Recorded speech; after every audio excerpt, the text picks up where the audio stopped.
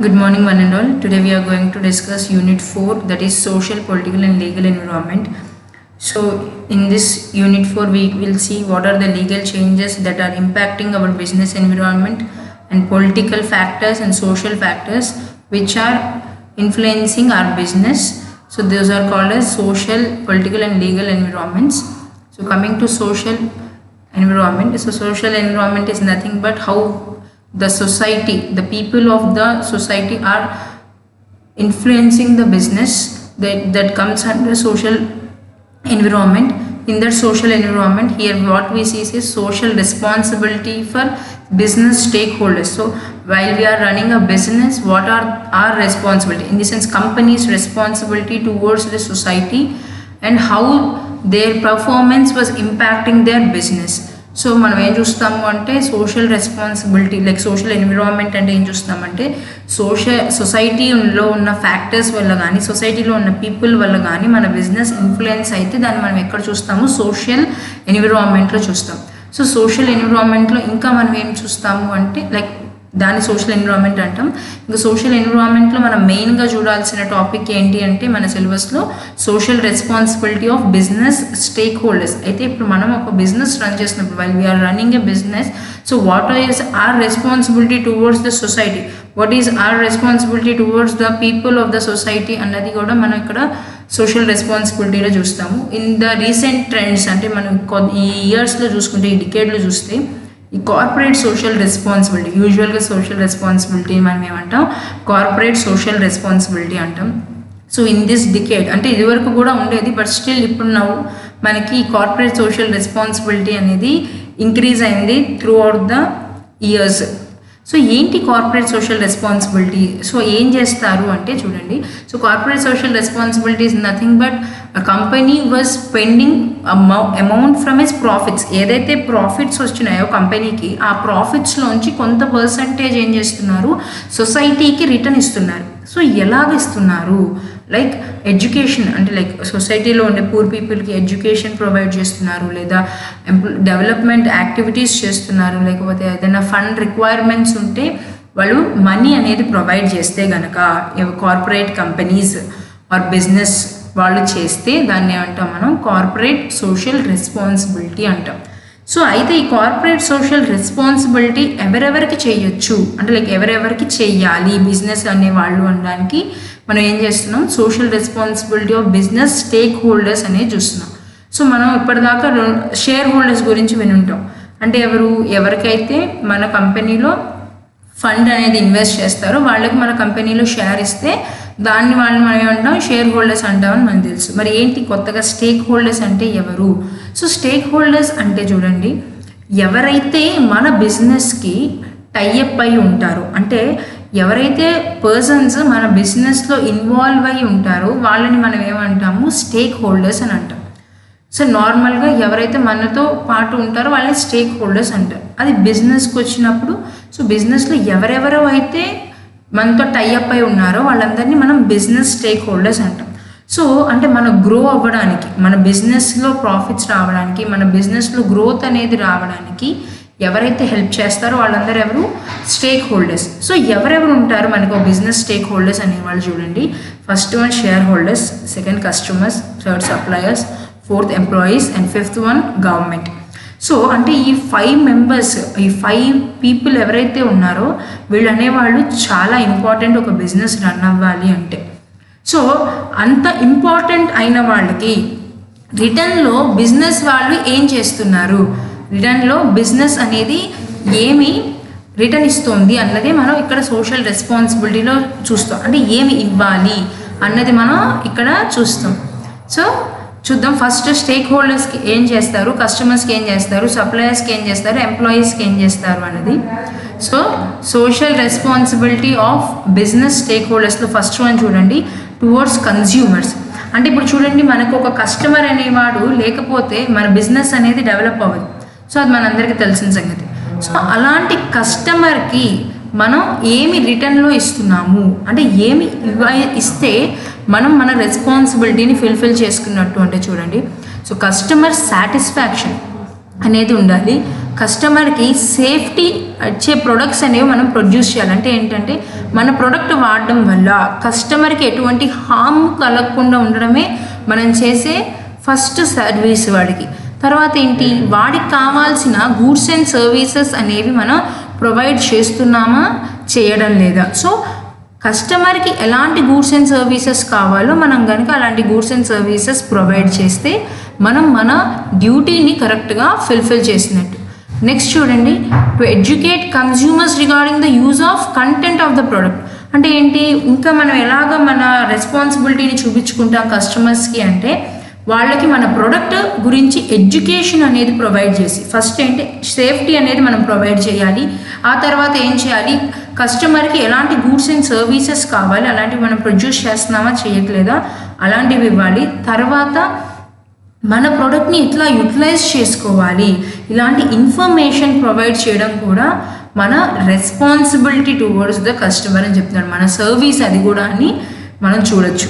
Next one చూడండి, responsibility towards employees. అంటే employees లేకపోతే మన బిజినెస్లో వర్కింగ్ అనేది కరెక్ట్గా జరగదు. సో మన వర్క్స్ అనేవి కరెక్ట్గా అవ్వాలి అంటే మనం ఎంప్లాయీని కరెక్ట్గా ట్రీట్ చేయాలి. మన ఎంప్లాయీ ట్రీట్మెంట్ కనుక సరిగ్గా లేదు అంటే సో వాళ్ళు డీమోటివేట్ అవుతారు. సో డీమోటివేట్ అయినప్పుడు ఏమవుతుంది, వాళ్ళు వర్క్ చేయడానికి ఇంట్రెస్ట్ చూపించరు. So it will impact our business. So అలాంటి అంత క్రూషియల్ అయిన ఎంప్లాయీస్కి కంపెనీ ఏం చేయాలి, ఆర్గనైజేషన్ ఏం చేయాలి అన్నది చూడండి. So first one, providing fair and responsible compensation and benefits. So వాళ్ళ పనికి తగ్గిన జీతం అనేది ప్రొవైడ్ చేయడం it's our responsibility, in the sense a business responsibility. Second చూడండి, good safe and working conditions అంట. సో ఒక ఎంప్లాయీ వచ్చి వర్క్ చేయాలి అంటే వాళ్ళు ఉండడానికి ఒక ప్లేస్లో స్టే చేయడానికి ఆ ప్లేస్ అనేది అవైలబుల్గా ఉండాలి. వర్కింగ్ అవర్స్ అనేవి మంచిగా ఉండాలి, అంటే షిఫ్ట్ల వారి ఉండాలి, కరెక్ట్ టైంకి అన్నీ వాళ్ళకి అందేలా ఉంటే సో వాళ్ళు ఏమవుతారు, మోటివేట్ అయ్యి బాగా జాబ్ అనేది చేస్తారు. వాళ్ళ వర్క్ ఏదైతే ఉందో దాన్ని కరెక్ట్గా వాళ్ళు పర్ఫామ్ చేస్తారు. సో అలాంటి కండిషన్స్ క్రియేట్ చేయడం ఎవరి రెస్పాన్సిబిలిటీ అని చెప్తున్నాం మనం, ఒక బిజినెస్ యొక్క రెస్పాన్సిబిలిటీ, ఒక ఆర్గనైజేషన్ యొక్క రెస్పాన్సిబిలిటీ. నెక్స్ట్ వన్ చూడండి, to provide them opportunities for personal growth and development. So వాళ్ళు గ్రో అవ్వడానికి పర్సనల్గా లైక్ అంటే వాళ్ళ కమ్యూనికేషన్ అవ్వచ్చు, వాళ్ళ ఎడ్యుకేషనల్ పర్పస్లో అవ్వచ్చు, ఇంకా ఎన్ నెంబర్ ఆఫ్ థింగ్స్లో వాళ్ళు గ్రో అయ్యడానికి ఛాన్స్ ఎవరివ్వాలి, ఒక ఆర్గనైజేషన్ అనేది ప్రొవైడ్ చేయాలి. సో అలా ప్రొవైడ్ చేస్తే ఏమవుతుంది, ఒక బిజినెస్ దాని రెస్పాన్సిబిలిటీని ఫుల్ఫిల్ చేసుకున్నట్టు అవుతుంది. సో అలా అంటే లైక్ ఆ వర్కర్స్ ఎవరైతే ఉన్నారో వాళ్ళకి వీళ్ళు ఏం చేస్తున్నట్టు, ఒక మోటివేషన్ ప్రొవైడ్ చేస్తున్నట్టు, ఇలాంటివన్నీ ఇచ్చి ఏం చేస్తున్నట్టు మోటివేషన్ ప్రొవైడ్ చేస్తున్నట్టు. అప్పుడు ఏమవుతుంది, బిజినెస్ అనేది ఒక లాంగ్ రన్లో ఉంటుంది. ఎంప్లాయీస్ లేకపోతే బిజినెస్ రన్ అవ్వదు కదండి. సో అది నెక్స్ట్ వన్ ఏం చెప్తున్నాం, not to do favouritism. So మనం ఎంప్లాయీస్ విషయంలో చూడాల్సిన మెయిన్ ఏంటంటే వీడు మనకి బాగా బిస్కెట్ వేస్తున్నాడు, సో మనం వాళ్ళకి బాగా మంచిగా శాలరీ హైక్ ఇవ్వాలి, లేదు వీడు బాగా సార్ అని తిరుగుతున్నారు సో వాడికి మనం బాగా ప్రమోషన్స్ ఇవ్వాలి, లేదు వాడు అవసరం ఉన్నా లేకపోయినా నైట్ దాకా క్యాంపస్లోనే ఉంటున్నాడు, ఆర్గనైజేషన్లోనే ఉంటున్నాడు, సో వీడు బాగా వర్క్ చేస్తున్నాడు, వీడికి ఇచ్చేయాలి. సో ఇలా కాకుండా జెన్యూన్గా ఎవరు వర్క్ చేస్తున్నారు, జెన్యూన్గా ఎవరి వల్ల గ్రోత్ ఉంటుంది, సో అవి కరెక్ట్గా చూసి మనం ఏం చేయాలి, వాళ్ళకి ప్రమోషన్స్ అనేవి ఇవ్వాలి. సో ఫేవరెటిజం ఎప్పుడైతే పోతుందో అప్పుడు ఏం చేస్తారు, కరెక్ట్గా వర్క్ చేసే ఎంప్లాయీస్ మోటివేట్ అయ్యి ఇంకా బాగా వర్క్ చేసి గ్రోత్ అనేది తీసుకొస్తారు. సో ఇలాగా మనం కొన్ని వేస్లో ఎంప్లాయీస్కి ప్రొవైడ్ చేస్తే మన రెస్పాన్సిబిలిటీ, ఇన్ ది సెన్స్ ఒక బిజినెస్ ఒక ఆర్గనైజేషన్ యొక్క రెస్పాన్సిబిలిటీ అనేది ఫుల్ఫిల్ అవుతుంది. సో నెక్స్ట్ పాయింట్ చూడండి, responsibility towards shareholders. So shareholders fund provide చేస్తేనేగా అసలు మన బిజినెస్ స్టార్ట్ అయ్యేది. సో అలాంటి షేర్ హోల్డర్స్కి మనం ఏమి రిటర్న్ ఇవ్వగలం అంటే చూడండి, సో వాళ్ళు ఇన్వెస్ట్ చేస్తారు కదా, ఒక 10 lakhs 20 lakhs వాళ్ళు ఇన్వెస్ట్ చేస్తారు. సో అలా ఇన్వెస్ట్ చేస్తున్నప్పుడు వాళ్ళ ఇన్వెస్ట్మెంట్కి సేఫ్టీ అనేది క్రియేట్ చేయాలి. అంటే వాడి 20 lakhs మనం కరెక్ట్గా యూటిలైజ్ చేస్తాము అన్న ఆలోచన, లైక్ దాన్ని ఏమంటారు ధైర్యాన్ని వాళ్ళకి మనం ఇవ్వాలి. అలా ఇస్తేనే నెక్స్ట్ టైం నుంచి వాడు ఇంకా ఇన్వెస్ట్ చేయడానికి ఇంట్రెస్ట్ అనేది చూపిస్తాడు, లేకపోతే it will become a big problem to ఆ బిజినెస్. సో వాడి ఏదైతే ఇన్వెస్ట్ చేశాడో ఆ ఇన్వెస్ట్మెంట్ అనేది బాగా మంచిగా జరగాలి, లైక్ బాగా మంచిగా యూటిలైజ్ అవ్వాలి. అన్నెసరీ థింగ్స్కి కాకుండా కరెక్ట్ థింగ్స్కి మనం యూటిలైజ్ చేస్తున్నాము అన్న నమ్మకం వాళ్ళకి క్రియేట్ చేయాలి, ఫస్ట్ పాయింట్. సెకండ్ చూడండి, వాడు ఏదైతే ఇన్వెస్ట్ చేశాడో దాని మీద వాడికి మంచి రిటర్న్స్ వచ్చేలాగా చూడాలి. లాసెస్ కాకుండా వాడు ఇచ్చిన డబ్బులతో మనం ప్రాఫిట్స్ వచ్చేలాగా చేస్తే మనం షేర్ హోల్డర్ అనే వాడిని సాటిస్ఫై చేసినట్టు, మన డ్యూటీని మనం ఫుల్ఫిల్ చేసినట్టు. నెక్స్ట్ వన్ చూడండి, to give complete information regarding the financial position. అంటే ఏంటి, మన కంపెనీలో ఆర్ మన బిజినెస్లో ప్రాఫిట్స్ ఎంత వస్తున్నాయి, మనకి లాసెస్ ఎంత వస్తున్నాయి, సో మనం దేంట్లో ఇన్వెస్ట్ చేస్తున్నాం, కొత్తగా ఏ ప్రోడక్ట్ తీసుకొస్తున్నాం, ఇలాంటి ఇన్ఫర్మేషన్ మొత్తం తెలుసుకునే రైట్ ఎవరికి ఉంటుంది నాన్న, షేర్ హోల్డర్ అనేవాడికి ఉంటుంది. సో ఆ షేర్ హోల్డర్కి అలాంటి ఇన్ఫర్మేషన్ మనం ప్రొవైడ్ చేస్తే, if you provide such information then it is our responsibility. So అలా ప్రొవైడ్ చేయడం ఎవరి రెస్పాన్సిబిలిటీ, మన responsibility. Then we can fulfil our responsibility towards the shareholders or investors. Next one చూడండి, responsibility towards the government and community. So గవర్నమెంట్కి మనం ఎలాంటి రిటర్న్లో ఇవ్వాలి. సో మన రెస్పాన్సిబిలిటీ ఏంటి గవర్నమెంట్కి అంటే చూడండి, సో గవర్నమెంట్ ఏవైతే రూల్స్ అండ్ రెగ్యులేషన్స్ ఫ్రేమ్ చేస్తుందో వాటిని టైం టు టైం మనం ఫాలో అవ్వడం. తర్వాత గవర్నమెంట్ ఏదైతే ట్యాక్స్ స్ట్రక్చర్ పెట్టిందో, ఏదైతే డ్యూటీస్ ఇంప్లిమెంట్ చేస్తుందో వాటన్నిటినీ మనం కరెక్ట్గా ఫాలో అయ్యి టైం టు టైం ట్యాక్సెస్ కనుక పే చేస్తే మనం మన రెస్పాన్సిబిలిటీ ఫుల్ఫిల్ చేసినట్టు. తర్వాత సొసైటీలో ఉన్న ప్రాబ్లమ్స్కి మనం ఏదైనా సొల్యూషన్ క్రియేట్ చేయగలమా, లైక్ అంటే పావర్టీని రెడ్యూస్ చేయడానికి మనం ఏదైనా హెల్ప్ చేయగలమా, అన్ఎంప్లాయ్మెంట్ ఉంది, సో ఆ అన్ఎంప్లాయ్మెంట్ని రెడ్యూస్ చేయడానికి బిజినెస్ వాళ్ళు ఎలాంటి హెల్ప్ చేయగలరు. సో ఇలాంటివన్నీ గవర్నమెంట్ ఏవైతే రూల్స్ అండ్ రెగ్యులేషన్స్ ఫ్రేమ్ చేస్తుందో, ఏవైతే ట్యాక్స్ రేట్స్ పెడుతుందో మనం అవన్నీ కరెక్ట్గా ఫాలో అయితే సో మన రెస్పాన్సిబిలిటీ ఏదైతే ఉందో మనం దాన్ని ఫుల్ఫిల్ చేసినట్టు. సో వీటన్నిటిని ఏమంటారు అంటే సాధారణంగా కార్పొరేట్ సోషల్ రెస్పాన్సిబిలిటీ అంటారు. సో ఇవన్నీ ఫుల్ఫిల్ చేస్తే మనం ఏమవుతాం, గ్రోత్ అనేది మనకి కనిపిస్తుంది బిజినెస్లో అని చూడొచ్చు. నెక్స్ట్ వన్ చూడండి, మనకి 4th యూనిట్లో ఉన్న next topic after corporate social responsibility or social responsibility, demonetisation. So మనందరికీ తెలుసు డిమానిటైజేషన్ ఎప్పుడు జరిగింది. సో November 11th మనకి డిమానిటైజేషన్ అనేది 2016 November 11th డిమానిటైజేషన్ అనేది జరిగింది. సో 26th November జరిగింది డిమానిటైజేషన్. సో ఏంటి డిమానిటైజేషన్ అంటే, బాగా వినున్నాం మనం, చాలా సఫర్ అయ్యాం డిమానిటైజేషన్ వల్ల, చాలా చేంజెస్ అనేవి వచ్చినాయి ఇండియన్ గవర్నమెంట్లో, ఇండియన్ ఎకానమీలో. So what is demonetisation?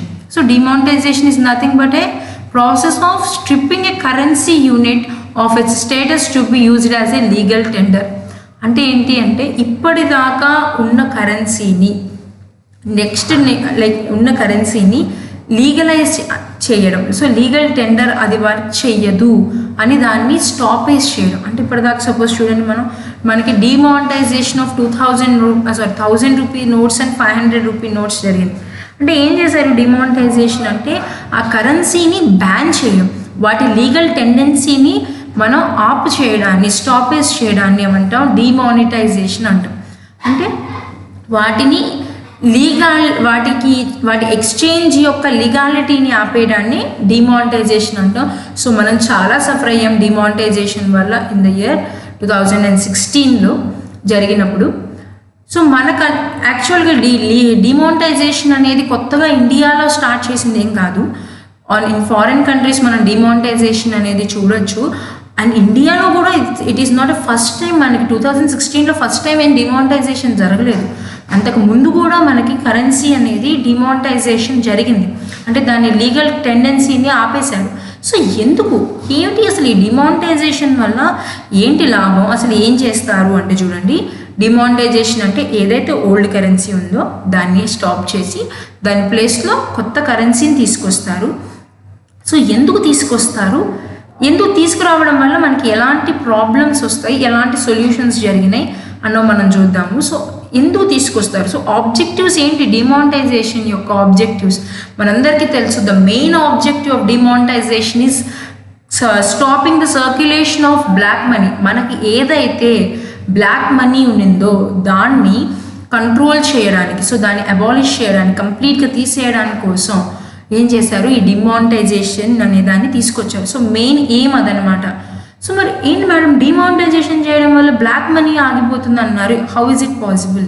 So చూడండి, so black money in the sense ఏదైతే మనీని వీళ్ళు ట్యాక్స్ అనేది పే చేయకుండా స్టోర్ చేసుకొని యూటిలైజ్ చేసుకుంటూ ఉంటారు, అంటే దాన్ని అంటే సేవ్ చేసుకుని యూటిలైజ్ చేస్తారు, దాన్ని బ్లాక్ మనీ అంటాం. సో అది యూజువల్గా ఏముంటుంది, దానికి లెక్కలు పాటలు ఉండవు. సో దానికి సోర్స్ ఆఫ్ ద ఇన్కమ్ అనేది ఉండదు బ్లాక్ మనీకి. So source of the income లేనప్పుడు, ఇలా డిమానిటైజేషన్ జరిగినప్పుడు వాళ్ళ కరెన్సీ అనేది ఏమవుతుంది, ఎక్స్చేంజ్ చేసుకోలేరు.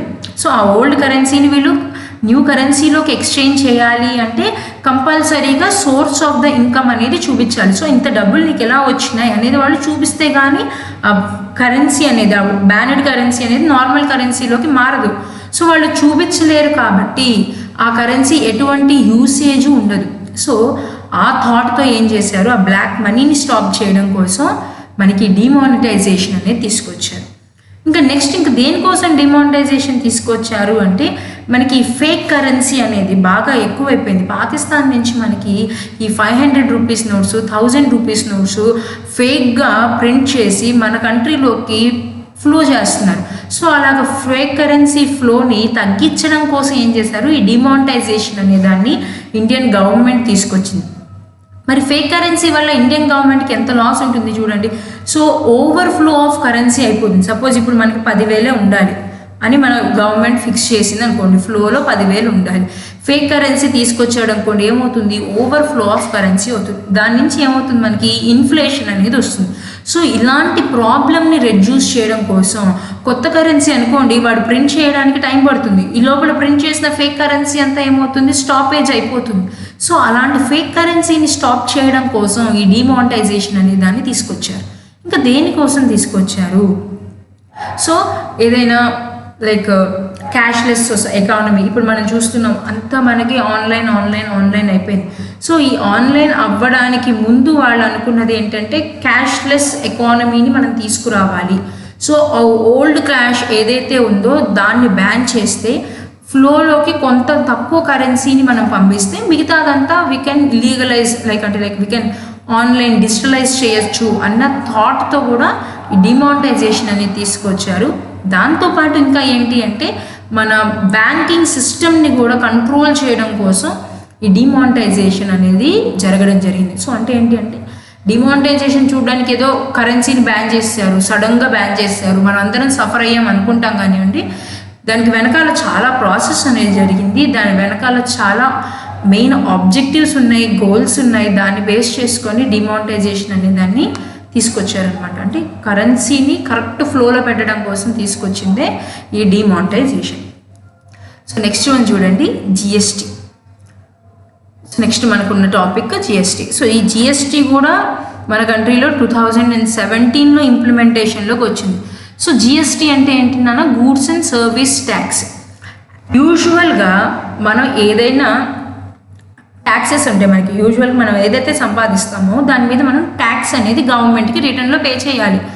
సో ఆ ట్యాక్స్ని ఏం చేశారు, 2 రకాలుగా బైఫర్కేట్ చేశారనమాట. ఒకటి డైరెక్ట్ ట్యాక్సేషన్, ఇంకోటి ఇండైరెక్ట్ ట్యాక్సేషన్.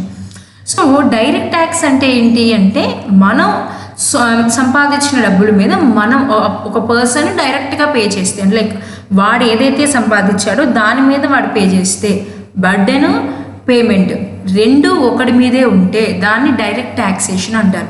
అదే ఇండైరెక్ట్ ట్యాక్సేషన్ అనుకోండి, ఏంటి అంటే ఎవరో ఒక బర్డెన్ ఆఫ్ ట్యాక్సేషన్ ఒకళ్ళ మీద ఉంటుంది, ఇన్సిడెన్స్ ఆఫ్ ట్యాక్సేషన్ ఇంకొకళ్ళ మీద ఉంటుంది. సపోజ్ ఇప్పుడు చూడండి, మనం ఏదైనా ఒక ప్రోడక్ట్ కొంటే ఇంక్లూజన్ ఆఫ్ ట్యాక్సెస్ అని చూస్తుంటాం, ఆర్ ఇంక్లూజన్ ఆఫ్ జిఎస్టీ అంటాం. సో దాన్ని ఏమంటారంటే ఇండైరెక్ట్ ట్యాక్స్. అంటే ఆ కంపెనీ వాడికి పడ్డ ట్యాక్స్ ఏం చేస్తున్నాడు, మన అందరి మీదకి వేస్తున్నాడు. అంటే మన అందరి మీదకి దాన్ని బైఫర్కేట్ చేస్తున్నాడు, చిన్న అమౌంట్స్లో, చిన్న పర్సంటేజెస్లో. అలా ఎవరిదో ట్యాక్స్ మనం పే చేస్తే దాన్ని మనం ఏమంటాం, ఇండైరెక్ట్ ట్యాక్స్ అంటాం. దాన్ని ఏమంటాం, ఇండైరెక్ట్ ట్యాక్స్ అంటాం. అయితే డైరెక్ట్ ట్యాక్స్లో మనకి ఇన్కమ్ ట్యాక్స్ ఉండేది, వెల్త్ ట్యాక్స్ ఉండేది. సో వెల్త్ ట్యాక్స్ తీసేశారు, ఓన్లీ మనకి income tax is there in direct tax. So indirect ట్యాక్సెస్లో వచ్చేపాటికి మనకి వ్యాట్ అని, ఎక్సైజ్ డ్యూటీ అని, సేల్స్ ట్యాక్స్ అని, కస్టమ్ డ్యూటీ అని నెంబర్ ఆఫ్ ఇండైరెక్ట్ ట్యాక్సెస్ ఉండేవి. సో ఆ ఇండైరెక్ట్ ట్యాక్సెస్ అన్నిటినీ క్యాన్సిల్ చేసి మనకి ఏం చేశారు, ఆ ఇండైరెక్ట్ ట్యాక్సెస్ అన్నిటికీ కలిపి ఒకదాన్ని తీసుకొచ్చారు. దాన్నే ఏమంటున్నాము, goods and service tax. So అయితే మళ్ళీ ఈ గూడ్స్ అండ్ సర్వీస్ ట్యాక్స్ ఏమి ఇండియా ఫస్ట్ టైం ఇంప్లిమెంట్ చేయలేదు నాన్న. ఆల్రెడీ మనకి ఆస్ట్రేలియన్ కంట్రీ, యూకే కంట్రీస్లో వాటిలో మనకి ఆల్రెడీ ఈ జిఎస్టీ అనేది ఉంది. సో వాళ్ళకి ఏంటి అంటే వన్ నేషన్ వన్ ట్యాక్స్ అన్న మోటోతో మనం ఈ జిఎస్టీ అనేదాన్ని తీసుకోవచ్చు. అంటే ఏంటి అంటే ఇప్పుడు సేల్స్ ట్యాక్స్ ఉంది, లేకపోతే ఎక్సైజ్ డ్యూటీ ఉంది, వ్యాట్ ఉంది, ఇలా నెంబర్ ఆఫ్ ఇండైరెక్ట్ ట్యాక్సెస్ ఉన్నాయి. దానివల్ల ఏమవుతుంది అంటే డిఫరెంట్ రేట్స్ వస్తున్నాయి, డిఫరెంట్ డిఫరెంట్ కేటగరైజేషన్ అవుతుంది, క్యాస్కేడింగ్ ఎఫెక్ట్ పడుతుంది. అంటే క్యాస్కేడింగ్ ఎఫెక్ట్ ఏంటంటే డబుల్ ట్యాక్సేషన్ అనమాట, ట్యాక్స్ పడ్డ దాని మీదే ట్యాక్స్ పడుతుంది. సో ఇలాంటి ప్రాబ్లమ్స్ అన్నిటినీ కంట్రోల్ చేయడానికి ఏం చేశారు, అలా అన్ని ట్యాక్సులు వద్దు, ఒకటే ట్యాక్స్ అన్నిటి మీద అంటే కొన్ని కేటగిరీ మీద ఇంత పర్సెంటేజ్ ఉండాలి, మళ్ళీ దాంట్లో వేరియేషన్స్ ఉండకూడదు.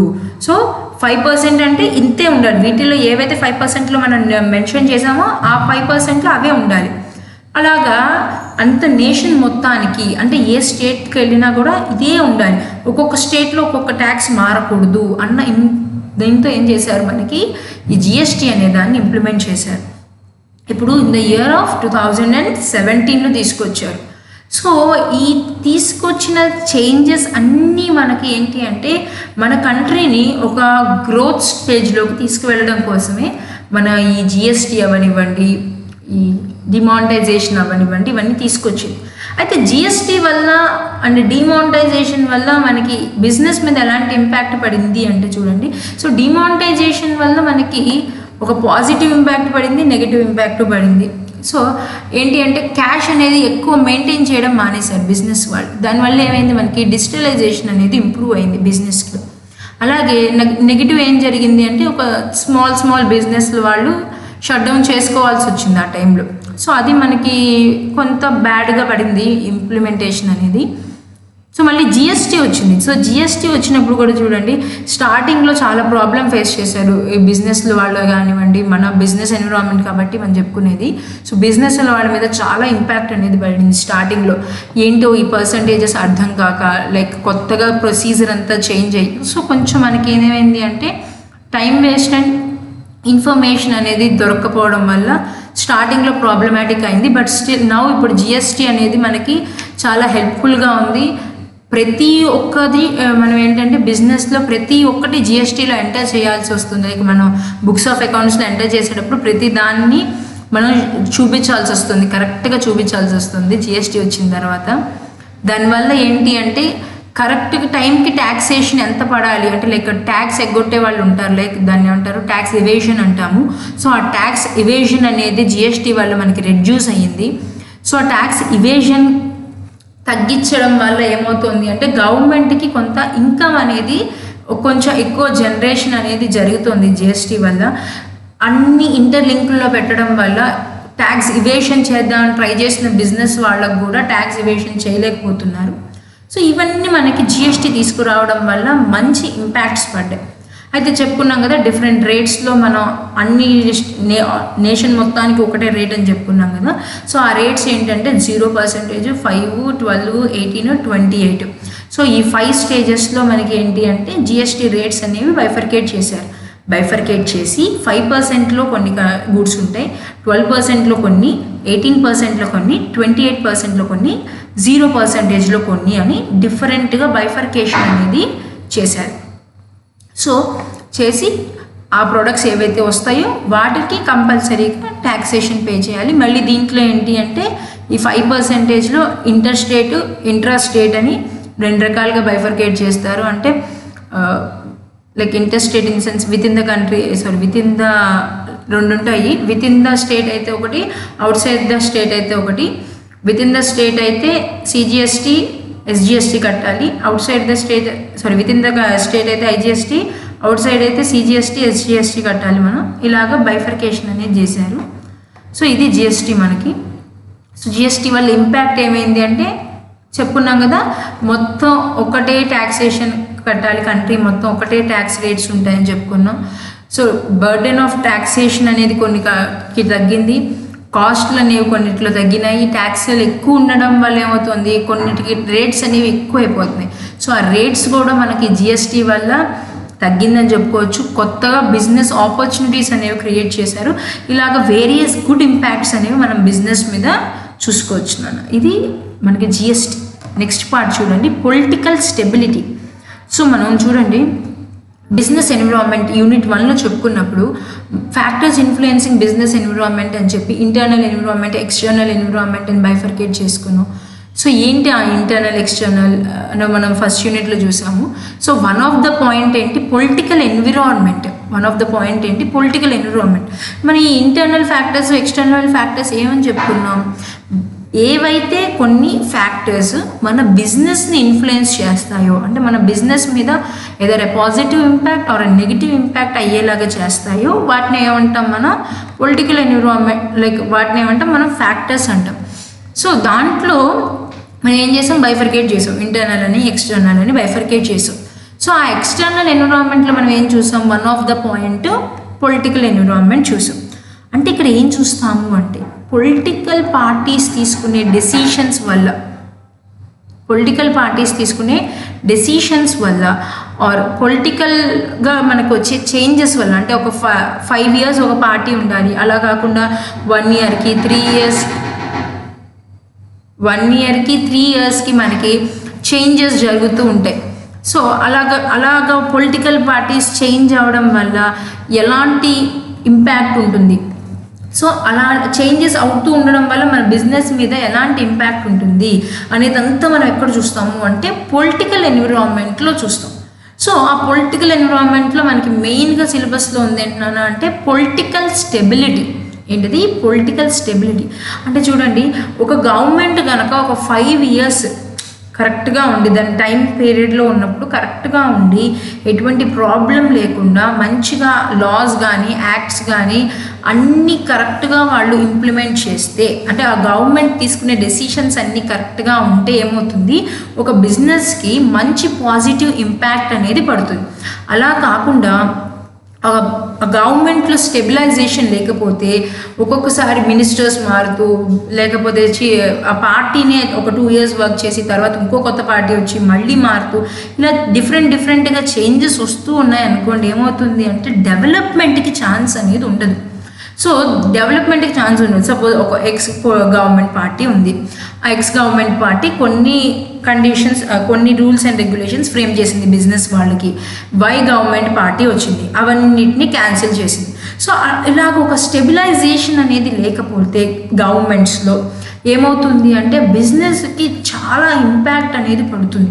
సపోజ్ ఒకళ్ళు వచ్చి ఇప్పుడు ఇండైరెక్ట్ ట్యాక్స్ అన్నారు, ఒకళ్ళు జిఎస్టీ అంటున్నారు, మళ్ళీ వీళ్ళు వచ్చి ఇండైరెక్ట్ ట్యాక్స్ అంటున్నారు, మళ్ళీ వీళ్ళు వచ్చి జిఎస్టీ, ఇలాగా డిఫరెంట్ డెసిషన్స్ అనేవి తీసుకుంటూ డిఫరెంట్గా మార్చుకుంటూ వెళ్ళారనుకోండి పొలిటికల్ పార్టీస్ కానివ్వండి, గవర్నమెంట్స్ కానివ్వండి, అది ఒక వర్స్ట్ ఇంపాక్ట్ అనేది మన బిజినెస్ మీద పడుతుంది. అలా కాకుండా ఈ వాళ్ళ టెన్యూర్లో ఏదైతే ఉంటుందో వాళ్ళు కరెక్ట్గా డెసిషన్ మేకింగ్ చేసి కరెక్ట్ పాలసీస్ ఫ్రేమ్ చేసి అన్నిటినీ కరెక్ట్గా తీసుకువెళ్తే మన బిజినెస్ మీద మంచి ఇంపాక్ట్ అనేది పడుతుంది. ఇప్పుడు మనం డిఫరెంట్ వేస్లో చూడొచ్చు. ఇప్పుడు మనం కరెంట్ ఎగ్జాంపుల్స్ చేసుకోవచ్చు. మన స్టేట్లోనే చాలా కంపెనీస్ అనేవి చేంజ్ అయిపోయినాయి రూల్స్ అండ్ రెగ్యులేషన్స్ మార్చడం వల్ల, అండ్ కొత్తగా పాలసీస్ ఫ్రేమ్ చేయడం వల్ల మన గవర్నమెంట్లో చాలామందికి చాలా ఇంపాక్ట్ అనేది జరిగింది, చాలా బిజినెస్ మీద, ఏదో ఇండివిజువల్స్ మీద కూడా. సో దాన్ని ఎక్కడ చూస్తాం మనం, ఈ పొలిటికల్ స్టెబిలిటీలో చూస్తాం. సో అన్నీ కరెక్ట్గా ఉంటే ఏమవుతుంది, మన బిజినెస్కి మంచి గ్రోత్ అనేది వస్తుంది. అయితే పొలిటికల్ ఫ్యాక్టర్స్ ఏవైతే మన బిజినెస్ని ఇంపాక్ట్ చేస్తాయి మనం చూద్దాం. అంటే లైక్ మనం చెప్పుకున్నాక పొలిటికల్ ఎన్విరాన్మెంట్ అంటే ఏంటి, కొన్ని ఫ్యాక్టర్స్ మన బిజినెస్ని ఇంపాక్ట్ చేస్తాయి. పొలిటికల్ ఫ్యాక్టర్స్ మన బిజినెస్ ఇంపాక్ట్ చేస్తే దాన్ని పొలిటికల్ ఎన్విరాన్మెంట్ అన్నాం. కాబట్టి ఆ ఫ్యాక్టర్స్ ఏంటి అన్నవి మనం చూద్దాము. సో దాంట్లో చూడండి, first one corruption level. So government ఒక బిజినెస్ పెట్టుకోవడానికి ఆర్ ఒక ఆర్గనైజేషన్ రన్ చేసుకోవడానికి ఎక్కువగా కరప్షన్ లైక్ బ్రైబరీ తీసుకొని, లేదు ఏ పని చేయాలన్నా మాకు ఇంత డబ్బులు కట్టాలి, ఇలాంటివి ఉంటే గనక ఏమవుతుంది, మన బిజినెస్ మీద ఒక బ్యాడ్ ఇంపాక్ట్ అనేది పడుతుంది నాన్న. తర్వాత ఏంటి, freedom of press. So freedom of press అంటే మనందరికీ తెలిసిందే. ఏంటి ప్రెస్ అంటే? So media shop, marketing media అవ్వచ్చు, సోషల్ మీడియా, ఏదన్నా ఒక మీడియా ఏం చేస్తుంది, ఆ మీడియాలో వచ్చే డెసిషన్స్ అవ్వచ్చు, ఆ మీడియా పొలిటికల్ పార్టీస్ని ఇన్ఫ్లుయెన్స్ చేసేది అవ్వచ్చు, ఆర్ ఆ పొలిటికల్ పార్టీస్ తీసుకునే డెసిషన్స్ అవ్వచ్చు. సో వీటినన్నిటికీ కూడా మనకేమవుతుంది, మన బిజినెస్ అనేది ఇంపాక్ట్ అవుతుంది. అంటే లైక్ సపోజ్ వాళ్ళు ఒక కైండ్ ఆఫ్ డెసిషన్ తీసుకుంటే మన మీడియా ఇంకొక కైండ్గా ప్రమోట్ చేయడము, లేకపోతే మీడియా వల్ల వీళ్ళ డెసిషన్స్ మేకింగ్ అనేది చేంజ్ అవ్వడము, అలాంటివి చేస్తే మనకేమవుతుంది, మన బిజినెస్ మీద ఒక బ్యాడ్ ఇంపాక్ట్ అనేది పడుతుంది. తర్వాత టారిఫ్స్ అంటే ట్యాక్స్ రేట్స్, ఏదైతే గవర్నమెంట్ ట్యాక్స్ రేట్స్ మారుస్తూ ఉంటుందో, సో అలా మార్చడం వల్ల ఒకవేళ లోగా ఉంటే okay, well and good, we can carry on our business very well. కాదు అంటే మనకేమవుతుంది, మన బిజినెస్ మీద ఒక బ్యాడ్ ఇంపాక్ట్ అనేది పడుతుంది. హై ట్యాక్స్ రేట్స్ ఉంటే ఎవరు కొనడానికి ఇంట్రెస్ట్ చూపించరు. So it will become a loss to the business. Next trade control అంటే మనం ఎక్కడి నుంచి ఎక్కడి వరకు మన బిజినెస్ అనేది క్యారీ ఆన్ చేయాలి, ఎలాంటి గూడ్స్ మనం ట్రాన్స్ఫర్ చేసుకోవాలి, ఇలాంటివన్నీ మనం ఎక్కడ చూడొచ్చు, ట్రేడ్ కంట్రోల్లో చూస్తాం. నెక్స్ట్ అలాగా గవర్నమెంట్ తీసుకునే laws and rules and regulations అవ్వచ్చు, ట్యాక్స్ రేట్స్ అవ్వచ్చు, లాస్ ఫ్రేమ్ చేయడం అవ్వచ్చు. సో ఇలాంటి ఫ్యాక్టర్స్ అన్నీ కనుక మన బిజినెస్ని ఇంపాక్ట్ చేస్తే దాన్ని పొలిటికల్ ఎన్విరాన్మెంట్ అంటాం. ఇవన్నీ చూడండి, ఇంపాక్ట్ అంటే బ్యాడ్గానే చేయదు, గుడ్గా కూడా ఇంపాక్ట్ అనేది ఉంటుంది. సో అది based on our business, based on the percentages, ఆ వాటిలో ఉండే పర్సంటేజెస్ని బేస్ చేసుకొని ఇంపాక్ట్ అనేది గుడ్గా ఉంటుంది లేదా బ్యాడ్గా అనేది ఉంటుంది. పొలిటికల్ ఫ్యాక్టర్స్ ఎఫెక్టింగ్ బిజినెస్లో. నెక్స్ట్ వన్ చూడండి. సో ఎలాంటి ఎఫెక్ట్స్ ఉంటాయి అంటే లైక్ వాటి వల్ల ఎకానమీలో, లైక్ ఇప్పుడు చూడండి, ఒక పొలిటికల్ డెసిషన్ తీసుకోవడం వల్ల బిజినెస్ ఇంపాక్ట్ అయితే, అలాగే ఎన్ని నెంబర్ ఆఫ్ బిజినెస్లు ఇంపాక్ట్ అవుతాయి. దాని నుంచి ఏమవుతుంది, ఫండ్ జనరేషన్ అనేది, ఇన్కమ్ జనరేషన్ అనేది తగ్గిపోతుంది. దానివల్ల ఏమవుతుంది, ఎకానమీ మీద ఇంపాక్ట్ అనేది పడుతుంది, మన డబ్బుల మీద ఇంపాక్ట్ అనేది పడుతుంది.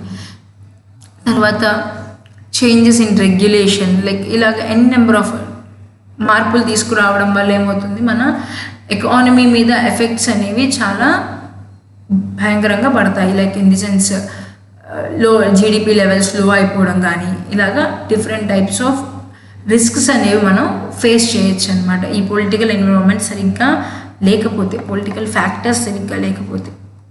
నెక్స్ట్ వన్ చూడండి, లాస్ట్ ఈ లీగల్ ఎన్విరాన్మెంట్ గురించి చూద్దాం. సో లీగల్ ఎన్విరాన్మెంట్, సో మనం ఆల్రెడీ చెప్పుకున్నాం, పొలిటికల్ ఎన్విరాన్మెంట్ అంటే పొలిటికల్ ఫ్యాక్టర్స్ కనుక మన బిజినెస్ని ఇంపాక్ట్ చేస్తే అది పొలిటికల్ ఎన్విరాన్మెంట్ అని చెప్పాం. తర్వాత ఇప్పుడు లీగల్ ఎన్విరాన్మెంట్ అంటే ఏంటి అంటే గవర్నమెంట్ తీసుకునే లాఫుల్ చేంజెస్ కానీ, లేకపోతే గవర్నమెంట్ తీసుకునే పాస్ చేసే యాక్ట్స్ అవ్వచ్చు, కోర్ట్స్ పాస్ చేసే యాక్ట్స్ అవ్వచ్చు, లాస్ అవ్వచ్చు, వీటి వల్ల కనుక మన బిజినెస్ మీద ఇంపాక్ట్ పడితే దాన్ని మనం ఏమంటాం, లీగల్ ఎన్విరాన్మెంట్ అంటాం. అంటే లైక్ ఏంటి అంటే లీగల్గా వాళ్ళు తీసుకొచ్చే లైక్ యాక్ట్స్లో కానీ కాంపిటీషన్ యాక్ట్ అని చూసాం, ఎంఆర్టీపీ యాక్ట్ చూసాం, కాంపిటీషన్ లా చూసాం. ఇలా డిఫరెంట్ యాక్ట్స్ వల్ల కానీ లాస్ వల్ల కానీ మన బిజినెస్ ఎఫెక్ట్ అయితే దాన్ని మనం ఏమంటాం, లీగల్ ఎన్విరాన్మెంట్ అంటాం. అయితే బిజినెస్ని ఎఫెక్ట్ చేసే లాస్ ఏమున్నాయి అంటే చూడండి, ఆర్గనైజేషన్ లా. సో అంటే ఏంటి, ఆర్గనైజేషన్ అంటే ఏంటి మనకి తెలుసు కదా. సో ఆర్గనైజేషన్ అంటే ఏంటి, ఒక group of people working together to achieve a common goal, దాన్ని మనం ఏమంటాం, ఆర్గనైజేషన్ అంటాం. మరి ఆర్గనైజేషన్ లా అంటే మరి ఏం చెప్తుంది, సో ఆర్గనైజేషన్ లా అంటే మనం బిజినెస్ని ఎలా రన్ చేయాలి, సో బిజినెస్లో ఉన్న పీపుల్ ఎలా వర్క్ చేయాలి, సో వాళ్ళకి ఎలాంటి లైక్ వాళ్ళ మీద ఆర్గనైజేషన్స్ మీద ఎలాంటి ట్యాక్స్ రేట్స్ ఉండాలి, ఇండియన్ కంపెనీస్ అయితే ఎంత పర్సంటేజ్ ట్యాక్స్ పే చేయాలి, ఫారిన్ కంపెనీస్ అయితే ఎంత పర్సంటేజ్ ట్యాక్స్ పే చేయాలి, ఇలాంటివన్నీ మనం ఎక్కడ చూస్తాము, ఆర్గనైజేషన్ లాలో చూస్తాం. అంటే ఒక బిజినెస్ ఎస్టాబ్లిష్ చేసి ఒక కంపెనీ ఎస్టాబ్లిష్ చేయాలి అంటే అందరు ఏది ఫాలో అవ్వాలి, ఆర్గనైజేషన్ లా అనేది ఫాలో అవ్వాలి. ఒకవేళ కనుక ఆర్గనైజేషన్ లాలో ఏదైనా చేంజెస్ తీసుకొస్తే అవి మంచి చేంజెస్ అయితే we can see a good impact, if not we will see a bad impact అనమాట. నెక్స్ట్ వన్ చూడండి, securities law. So securities law అంటే చూడండి, సెక్యూరిటీస్ అంటే మనకు తెలుసు, మనం ఏంటివి సెక్యూరిటీస్ అంటే స్టాక్స్ అనుకోవచ్చు, లైక్ ఆర్ మన కంపెనీలో ఉండే అసెట్స్. సెక్యూరిటీస్ అనేవి ఏంటివి, మన కంపెనీలో ఉండే అసెట్స్. ఏం చేస్తాము అంటే వాటిని సెల్ చేసి మనం క్యాపిటల్ అనేది జనరేట్ చేసుకుంటాం. ఆర్ యూజువల్గా మన కంపెనీ షేర్స్నే అమ్ముకుని మనం ఏం చేస్తాం, క్యాపిటల్ అనే దాన్ని జనరేట్ చేస్తాం. సో ఒక కంపెనీ ఎప్పుడు అలాంటి వర్క్ చేయాలి అండ్ లైక్ ఎలాంటప్పుడు ఐపీఓస్కి వెళ్ళాలి, ఎలాంటి టైంలో, ఆర్ ఎప్పుడు అది సెకండరీ మార్కెట్లోకి వాళ్ళు బిజినెస్ లైక్ ఈ ట్రేడింగ్ అనేది చేసుకోవచ్చు, సెక్యూరిటీస్ ఎక్స్చేంజ్ అనేది చేసుకోవచ్చు, ఎంత పర్సంటేజ్ వరకు కంపెనీ దగ్గర మెయింటైన్ చేయాలి, ఎంత బయటకు రిలీజ్ చేయాలి, ఎంత పేడప్ క్యాపిటల్ ఉండాలి, ఎంత షేర్ క్యాపిటల్ ఉండాలి, ఇలాంటివన్నీ మనం ఎక్కడ చూస్తామో సెక్యూరిటీస్ లాలో చూస్తాం. సో ఈ సెక్యూరిటీస్ లాలో కూడా మనం ఏంటి తీసుకొచ్చే చేంజెస్ ఏమవుతాయి మన బిజినెస్ మీద, either good impact or bad impact అనేవి చూపిస్తాయి. Next contract law. So contract act మనకు తెలిసి ఇండియన్ కాంట్రాక్ట్ యాక్ట్ ఉంది. ఏదన్నా ఒక బిజినెస్ పర్సన్ ఇంకొక బిజినెస్ పర్సన్తో ఎంటర్ అవ్వాలి అంటే, ఆర్ ఎవరైనా ఇద్దరు పర్సన్స్ కాంట్రాక్ట్లోకి ఎంటర్ అవ్వాలి అంటే ఈ కాంట్రాక్ట్ లా అనే దాన్ని చూడాలి. సో అంటే మనం ఎంతవరకు గూడ్స్ అండ్ సర్వీసెస్ వాళ్ళకి ట్రాన్స్ఫర్ చేస్తున్నాం, ఎంత ప్రాఫిట్స్కి మనం రాసుకున్న ఈవెంట్ ఏదైతే ఉందో దాన్ని ఫుల్ఫిల్ చేయగలమా లేదా. సో ఇలాంటివన్నీ మనం ఎక్కడ చూస్తాం, కన్జ్యూమర్ ప్రొటెక్షన్ కాంట్రాక్ట్ లాలో చూస్తాం. ఏం చూస్తాం, కాంట్రాక్ట్ లాలో చూస్తాం. నెక్స్ట్ చూడండి, కన్జ్యూమర్ ప్రొటెక్షన్ లా మనం చెప్పుకున్నాం. కన్జ్యూమర్ ప్రొటెక్షన్ యాక్ట్ అని చెప్పుకుంటాం. సో కన్జ్యూమర్ ప్రొటెక్షన్ యాక్ట్ ఏం చెప్తుంది, బిజినెస్లో ఎలాంటి ప్రొడక్ట్స్ అనేవి మ్యానుఫ్యాక్చర్ చేయాలి, కస్టమర్స్కి ఎలాంటి సాటిస్ఫాక్షన్ అనేది క్రియేట్ చేయాలి, వాళ్ళ హెల్త్ ఎలా ఉండాలి, కస్టమర్స్ హెల్త్కి ఎటువంటి ఇంపాక్ట్ లేకుండా ఉండేలాగా ఉండాలి మన ప్రొడక్ట్స్ అనేవి. అలాగ కన్జ్యూమర్ని ప్రొటెక్ట్ చేస్తూ డిఫరెంట్ రిటర్సల్ ఏజెన్సీస్ అనేవి తీసుకొస్తారు.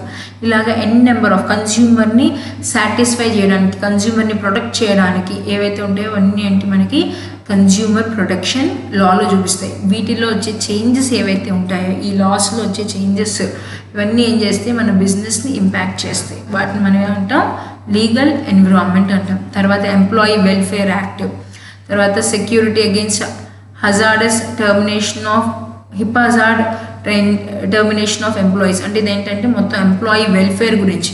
ఒక కంపెనీ ఎస్టాబ్లిష్ చేస్తున్నాం, ఒక ఫ్యాక్టరీ ఎస్టాబ్లిష్ చేస్తున్నాం, ఎంప్లాయీస్కి రెస్ట్ రూమ్స్ ఎలా ఉన్నాయి, ఎంప్లాయీస్కి శాలరీ ఓవర్ టైం అయితే ఎలాగ శాలరీస్ పే చేస్తున్నారు, సో ఎంప్లాయీ మధ్యలో రెస్ట్ తీసుకోవడానికి వాడికి రెస్ట్ రూమ్స్ ఎలా ఉన్నాయి, స్ప్లిట్ రూమ్స్ ఎలా ఉన్నాయి, సో వాడికి ఏదైనా యాక్సిడెంట్ జరిగితే కంపెనీ ఎలాంటి ఇవి తీసుకుంటోంది, మెషర్స్ తీసుకుంటోంది, ఇలాంటివన్నీ ఎక్కడ ఉంటాయంటే employee welfare act or factories act, ఇలా వేజెస్ యాక్ట్, ఇలా డిఫరెంట్ యాక్ట్స్ ఉంటాయి.